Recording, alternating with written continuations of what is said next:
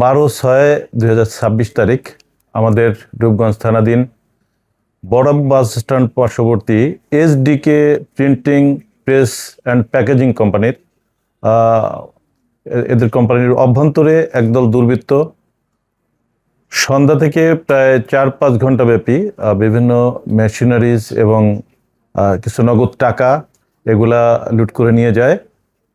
আর ওইখানে এ সময় প্যাকেজিং ফ্যাক্টরির ভিতরে কিছু কর্মী ছিল, তাদেরকে জিম্মি করে ফেলে এবং প্যাকেজিং কোম্পানির 3 জন নাইট গার্ড এবং গার্ড ছিল যারা, তাদেরকেও জিম্মি করে ফেলে।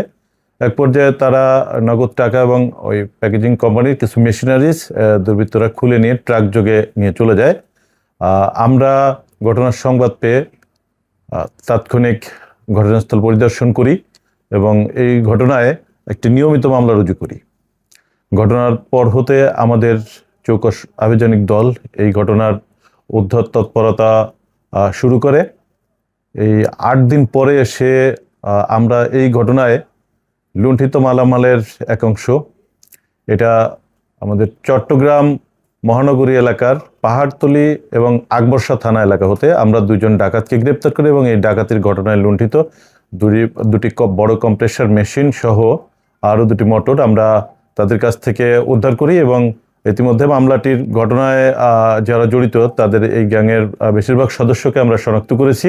ইতিমধ্যে 2 জন আটক এবং যে আংশিক মালামাল আমরা উদ্ধার করতে পেরেছি। বাকি মালামাল উদ্ধার এবং ঘটনায় জড়িত অন্যান্য আসামিদের গ্রেপ্তারের উদ্ধার অভিযান প্রক্রিয়া আমাদের অব্যাহত রাখা হয়েছে। অচিরেই বাকি যারা পলাতক রয়েছে তারা আইনের আওতায় আসবে, ইনশাল্লাহ গ্রেপ্তার হবে এবং আইনের আওতায় আসবে।